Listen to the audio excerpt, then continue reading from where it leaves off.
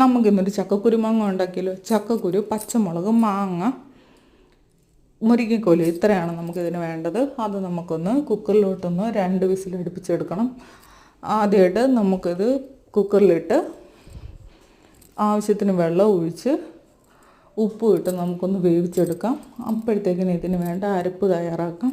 തേങ്ങ, ചുവന്നുള്ളി, വെളുത്തുള്ളി, മഞ്ഞൾപ്പൊടി, ജീരകം, ഇത്രയായിട്ട് നമുക്ക് ഒന്ന് നല്ല പേസ്റ്റ് പരുവത്തിൽ ഒന്ന് അരച്ചെടുക്കാം.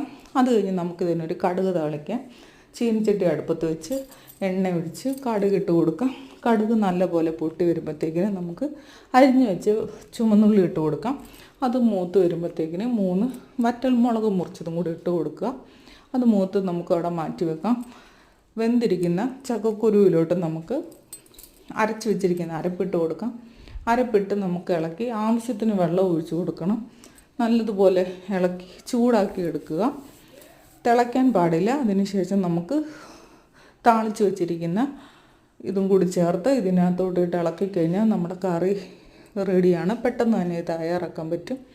എൻ്റെ ഈ വീഡിയോ ഇഷ്ടപ്പെട്ടവർ ഒന്ന് സബ്സ്ക്രൈബ് ചെയ്യുക.